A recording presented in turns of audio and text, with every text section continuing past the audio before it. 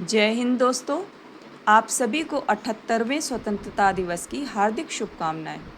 स्वतंत्रता के विषय में मैं अपने विचार आप लोगों से साझा करना चाहती हूं। जैसा कि आप सभी जानते हैं कि सन 1947 में 15 अगस्त के दिन हमारा भारत अंग्रेज़ों की लगभग 200 वर्ष गुलामी से आज़ाद हुआ था। देश की में आज़ादी का फूल खिलाने के लिए देश के लाखों सपूतों ने अपने लहू से देश की धरती को सींचा।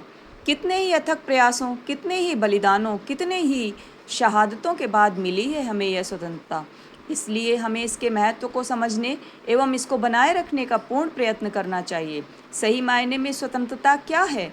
एक अबोध पक्षी को भी यदि हम पिंजरे में कैद कर दें तो वह दुखी होकर अपने प्राणों का त्याग कर देता है। मतलब यह है कि एक अबोध पक्षी के लिए स्वतंत्रता का इतना महत्व है, तो फिर मनुष्य तो बुद्धिमान प्राणी है, वह परतंत्रता कैसे स्वीकार कर सकता है? स्वतंत्र होने का मतलब यह नहीं कि आप जो चाहें करें, जहाँ चाहें जिस प्रकार घूमें। स्वतंत्रता का अर्थ उस श्रृंखलता कदापि नहीं है।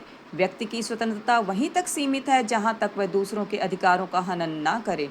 प्रसिद्ध पाश्चात्य राजनीतिक विचारक ग्रीन के अनुसार liberty is a positive power of doing something worth doing और worth enjoying common with others. स्वतंत्रता उचित कार्यों को करने तथा भोगने की सकारात्मक शक्ति है। हमारी स्वतंत्रता सकारात्मक होना चाहिए, नकारात्मक नहीं। अपनी स्वतंत्रता के साथ साथ हमें दूसरे व्यक्ति की स्वतंत्रता का भी ख्याल रखना चाहिए। मान लीजिए एक आदमी छड़ी घुमाते हुए सड़क पार कर रहा है। एक आदमी छड़ी घुमाते हुए सड़क पार कर रहा है और वह सोचता है कि वह स्वतंत्र है और अपनी स्वतंत्रता का उपयोग कर रहा है, लेकिन उसकी यह स्वतंत्र क्रिया दूसरों की स्वतंत्रता में बाधा उत्पन्न करती है। इसलिए स्वतंत्रता का महत्व और इसके सही अर्थ को ध्यान में रखते हुए दूसरों की स्वतंत्रता में बाधक ना बने। आवश्यकता इस बात की है कि हम अपने संकीर्ण विचारों, स्वार्थपरता तथा भौतिकवाद की जंजीरों से स्वतंत्र होने का प्रयास करें। हमारा कर्तव्य है कि हम अपने देश की अखंडता, एकता बनाए रखें तथा उसकी सुरक्षा के प्रति सदैव तत्पर रहें।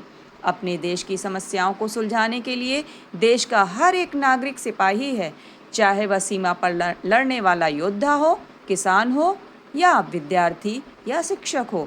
शिक्षक विद्यालय में ईमानदारी से पढ़ाएं व छात्र ईमानदारी से शिक्षा ग्रहण करें। समाज का हर एक घटक अपने अपने क्षेत्र में अपना काम तत्परता से, ईमानदारी से, स्वार्थपरता से ऊपर उठकर करे। यही देश के प्रति सच्चा योगदान होगा, वीरों के प्रति सच्ची श्रद्धांजलि होगी। इसी से देश की आज़ादी की रक्षा हो सकेगी। जय हिंद।